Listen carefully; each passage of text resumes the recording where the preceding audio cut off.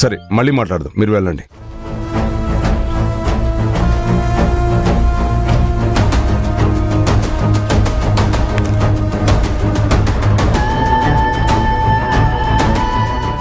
ఏమైందమ్మా అలా ఉన్నావు?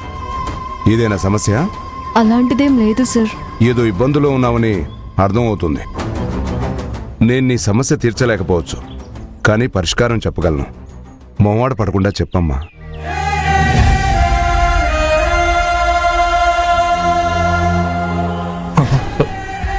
చెయ్యి కదపలేకపోతున్నాను. మా నాన్నకి అర్జెంటుగా ఆపరేషన్ చేయించాలి సార్.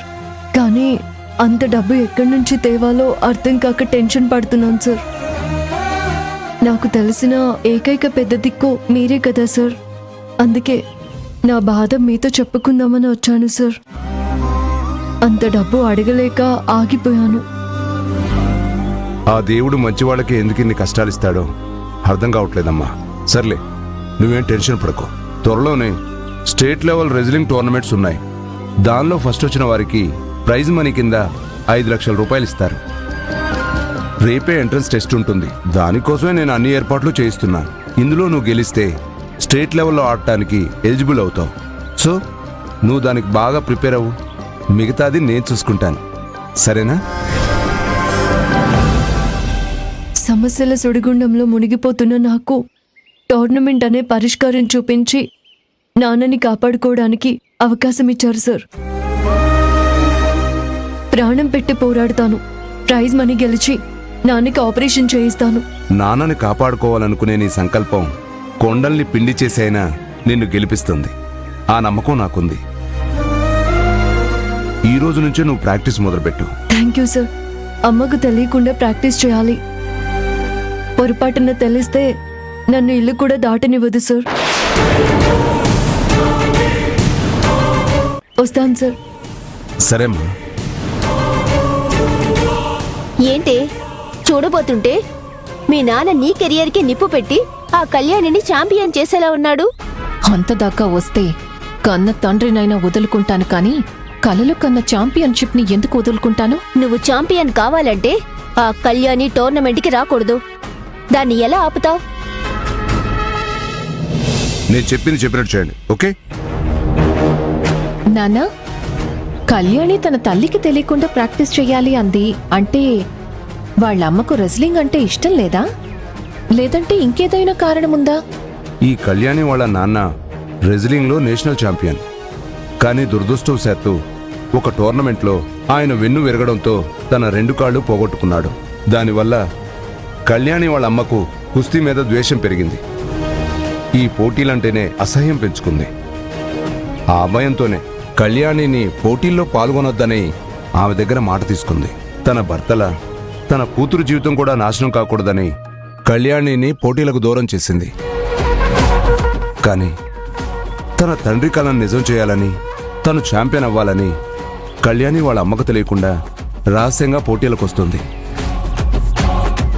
ఏది ఏమైనా సరే ఈసారి జరిగే టోర్నమెంట్లో తను ఖచ్చితంగా గెలవాలి, గెలుస్తుంది కూడా. ఒక్క నిమిషం. కళ్యాణి, నీ గెలుపు నీ చేతుల్లో ఉందనుకున్నాను. మీ అమ్మ చేతుల్లో ఉందన్నమాట. పదవే వెళ్దాం. ఎక్కడికి? పద, చెప్తాను.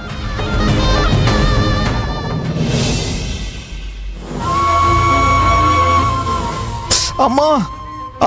అబ్బా! ఒళ్ళంతా ఈ దెబ్బలేంట్రా? అసలు ఇన్ని దెబ్బలు ఎలా తగిలాయి? చెప్పాను కదమ్మా, కుక్క అడ్డొస్తే సడన్ గా బ్రేక్ వేయాల్సి వచ్చింది. స్కిడ్ అయి పడిపోయాను అంతే. మరి నిన్న రాత్రి ఎక్కడికి వెళ్ళావు? చెల్లి కోసం హాస్పిటల్కి వెళ్ళానని చెప్పలేను, అలా అని ఉన్న నిజాన్ని చెప్పలేను. ఎక్కడికి వెళ్ళావంటే ఆలోచిస్తావేంట్రా? చెప్పు. రాత్రి ఎక్కడికి వెళ్ళావు? అది ఫ్రెండ్ పుట్టినరోజు ఉంటే వెళ్ళొచ్చానంతే. ఏది? ఫ్రెండ్ పుట్టినరోజైతే ఫొటోస్ దిగుంటారు కదా, చూపించు.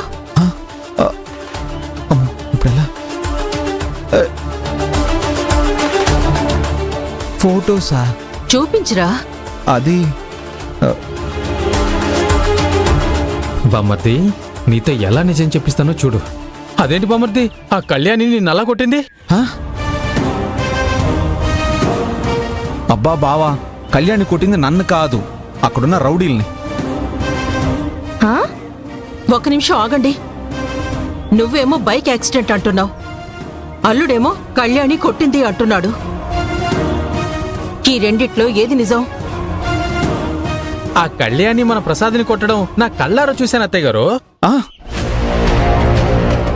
అమ్మా, బావ చెప్పింది నమ్మకం. ఆ కళ్యాణి కొట్టింది నన్ను కాదు, ఆ రౌడీల్ని. కావాలంటే నీ మీద ఒట్టు. ఒట్టు పెట్టి అబద్ధం చెప్పవని నాకు తెలుసు. అసలేం జరిగింది? రోడ్డు మీద ఎవరో రౌడీ వెధవలు ఒక అమ్మాయిని ఏడిపిస్తూ ఉంటే నా చెల్లెల్ని ఏడిపించినట్టు అనిపించి ఆవేశంలో ఆ రౌడీలతో గొడవ పడ్డాను. ఆ తర్వాత ఏమైందంటే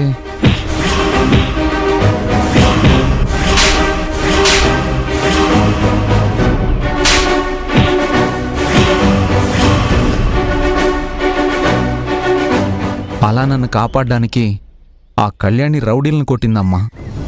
అంతే తప్ప నన్ను కొట్టలేదు. అంత పెద్ద గొడవ జరిగితే నేనేమంటానో అన్న కారణంతో యాక్సిడెంట్ జరిగిందని అబద్ధం చెప్పావు.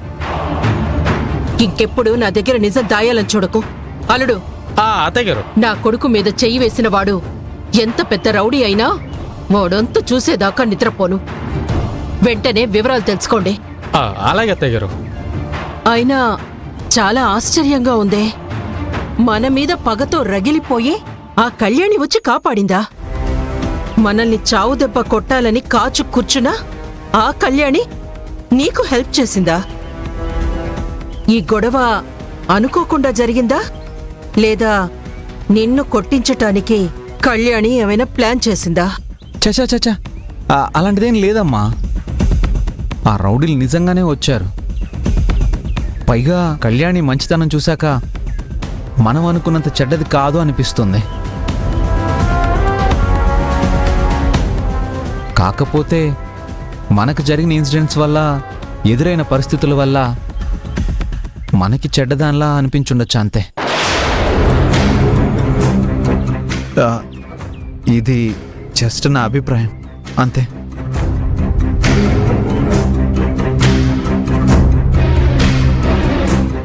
చూసావు బామర్ది, నీతోనే నిజం చెప్పించాను. అల్లుడు, అత్తయ్య గారు, వీడి వాలకం చూస్తుంటే కళ్యాణిని క్షమించి వదిలేసేలా ఉన్నాడు. దాని మాయలో పడి మనకి దూరం అయ్యేలా ఉన్నాడు. ఇక లాభం లేదు. ఇలానే వదిలేస్తే ఆ కళ్యాణి నా కొడుకుని నాకే శత్రువుని చేసేలా ఉంది. ఎందుకైనా మంచిది, రేపటి నుంచి వీణ్ణి ఒక్కంట కనిపెడుతూ ఉండండి. అలాగే అత్తయ్య గారు.